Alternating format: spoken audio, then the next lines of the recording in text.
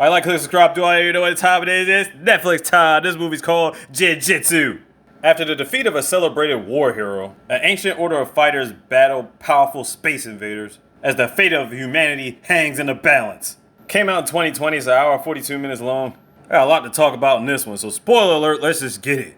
Alright, so this is one of those movies when they show it in comic book animation form for a new scene. See the transition? Yeah. Well, anyway, you got this random guy in the woods running from somebody throwing shurikens at him. He gets to the cliff, you're like, yeah, he's pretty much fucked. And he jumps off the cliff and he hits the water down below. But the force was so hard he hit a rock under the water. That'll play a part later in this movie. Anyway, more comic book animation tradition. Switch up, transition, I mean. See, there you go. Hey look, there's Nicolas Cage with some random dude in a boat, and they find this guy in the water. Now let me ask you guys a legit question. This nigga been in the water the whole time, it went from day to night. How the fuck is he still floating above, breathing above the water?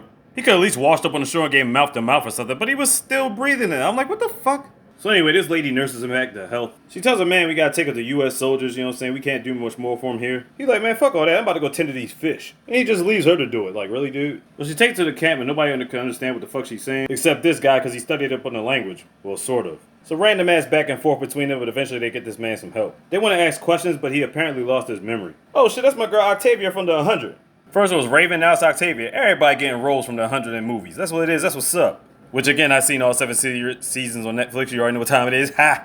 Well, anyway, she puts him in a room and starts interrogating him, but he ain't giving her nothing because at this particular time, he can't remember shit. So she goes to talk to her superiors because she needs more time about something. These other dudes come in there and try to interrogate him, but to much dismay, he lays a smack down on all that candy asses. But then she comes back with a tranquilizer and rectifies the situation. Now back to the interrogation, but this time, she gave him a truth serum. He starts talking about some forbidden temple or something. Then she tells her superiors, like, I think I know more than he's letting on. Yeah, obviously, why the fuck would he feel obligated to tell you anything? So she starts walking around with him to make him not feel like a prisoner so he'll be able to tell her more stuff. Meanwhile, that's going on. Here comes Tony Jai. My man Umbach pissed off, he about to kick everybody's ass. Look, officer flying through stuff, beating the shit out of everybody. Now I want you to clearly look at this. Look at this.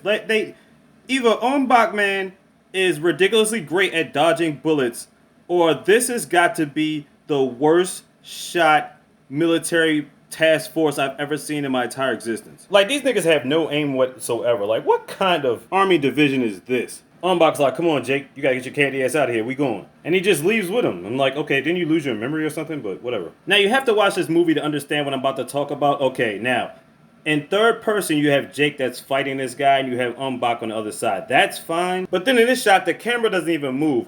This is Jake fighting.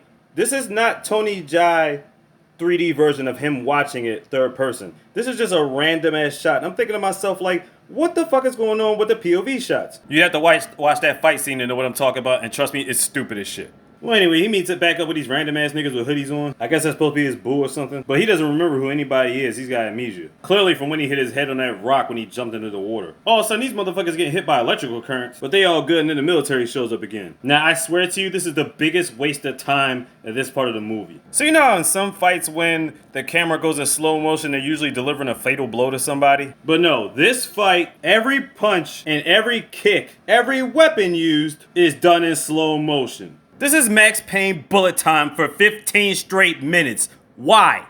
Just take my word for it, it's fucking stupid. The fight didn't need that, you could have just had a regular fight. Hell, you got Umbach there, like why do you need to slow down everything? It's just stupid. So even though they kicked at everybody's ass, Mary somehow ends up back with Jake again. Either she's slicker than all these motherfuckers or she used the Octavia powers from the 100 and made this happen. Well anyway, we cut to the next scene, comic book style again, and in real life, there you go. So they've been hunting down this alien called Brax. Yeah, he actually detects humans with his heat and stuff like that. No wonder they look like a batch of predator fuck-ups. Well, anyway, the military tried, they get fucked up. They're not letting Jake out their sight. My nigga running around scared, I guess he's the comedy relief. This one dude detects Brax like the Indian from Predator or something. And there you have it. He even had camouflage before he just showed himself. So he like, let's get it poppin' one-on-one, let's get it. But he's no fool, he found a gun and laced his ass. So we like, damn, he dead already? Of course he's not dead, he got Wolverine regenerated powers and gets back up and fries in with the hand of Crispy. Comic book animation again with Mary and Jake. So as they're running, Jake falls into a rabbit hole, and Octavia gets killed by one of the shurikens. Now I'm thinking to myself, she's a star from another show, so I'm like, okay, maybe she's gonna come back or something like that. But no, she doesn't. She's dead as shit. And then down in the rabbit hole, we get Nicolas Cage just sitting there chilling his shit. We haven't seen this man since he was on the damn boat. So he gives Jake some mumbo jumbo about being the chosen one to fight Brax, and then they just fight each other. And if you know Nicolas Cage, you know he's gonna give you some classic dialogue, which I'll let you watch when you watch the movie.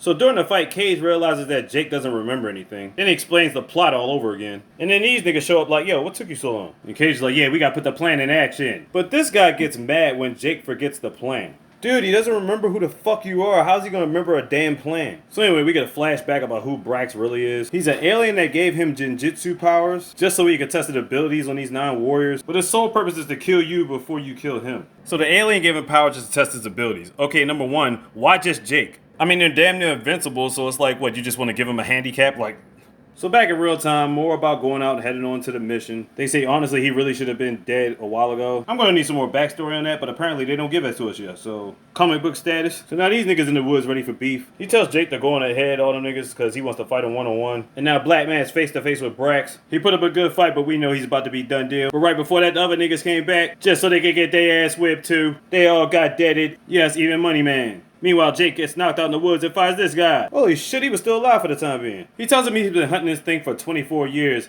and he fought him, and he said, gives him some advice like, yeah, man, when he goes to heal himself, that's when you attack on the most. He says he gives him like a 5-6 second delay to heal up or some shit, and that's when you strike. So as he's walking back, he meets up with Cage again. He helps Jake to remember what really happened at the temple that day. Then we get a flashback scene to the temple where this guy steps up like he wants some beef. My man said, fuck out of here, you ain't worthy, I want Jake. This other guy tries to attack him anyway, and he gets deaded. Old dumbass. And then crushes his cranium for good measure. Should've just let Jake handle this shit, huh? But then the crazy thing, Jake doesn't handle him. Matter of fact, he ran off. Self-preservation. And that led to the beginning of the movie where he was running and he ran off the cliff.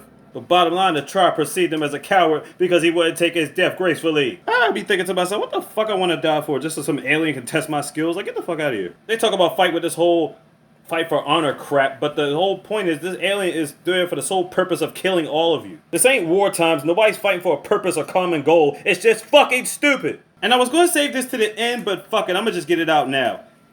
Jake got his powers from an alien, and the powers are Jiu Jitsu. When in the fuck have you ever heard any type of martial arts, some type of kung fu or whatever coming from outer space?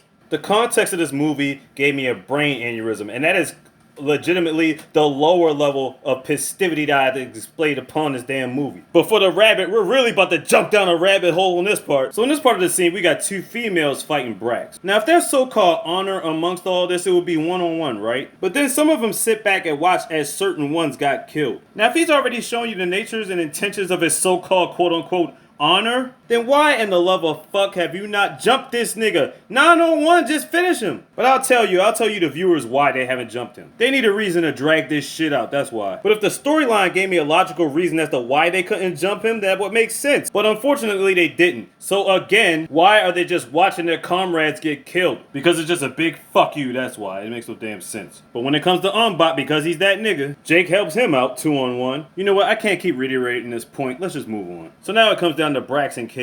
Now right off the back, I know Cage is gonna die because Jake is the chosen one, and also because of the simple fact he doesn't have his Ghost Rider powers in this movie either. Well anyway, hard fought battle, but Brax gives him an atomic backbreaker and then he slices his fucking neck. So there you go, Cage dead as shit. And then he sees Jake and just walks away. Why the hell did he walk away? I have no idea. Well anyway, Jake finds out from his girl that Nicolas Cage was actually his dad. Is that the plot twist? Is that what's gonna make him a hero? Well, apparently it is here, because that's all we're going to get. And then he doesn't even get time to give his girl the business, because then these niggas show up, and how the hell they know where to find the temple at anyway? My man come by bringing drinks, and I'm pretty sure they was drinking the entire time on the set. So as they trying to heal up, this motherfucker pops in, like he's been looking for them the whole time. Nigga, he literally walked away from them. So somehow he gets everybody out there, they escape. 2 seconds later, they're in the final tower like a Castlevania game or some shit. And here we go, the final comic book strip cutscene. Time to die, welcome to die. Is this X-Men? And then Jake and Brax have the final confrontation. Alright, let's get to the end of this shit. Brax opened up this portal or something. Jake eventually kicked a hole in Brax's chest. A man comes through with a grenade. Of course, he had to throw it to a slow motion as he jabbed it in his chest. And because of his healing powers, it sealed it in his chest. Then he kicks this motherfucker straight in the goddamn portal. He explodes. Classic jump dive when something explodes. But you're supposed to have the camera on his face when he's jumping, not on his back. But did I really expect him to get that right?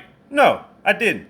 So anyway, Jake and his girl and these old niggas is good. My man Tony said, you can't kill me, I'm Umbach, bitch. And my nigga with the bombs and the drink's about to go celebrate. My bad, that's the last comic book animation scene. And mercifully, this shit is over. Damn it, Nicolas Cage, you know I love you. But there comes a certain time in life where this shit has gotta stop.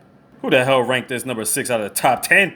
I give you this much, it gave me a lot of material to go in on. Jiu Jitsu from aliens and space and shit. Anyway, Jiu Jitsu on Netflix. Like, click, subscribe, do all that. You already know what time it is. Slick DZ, all DZ, Mr. Big, cue the goddamn slogan.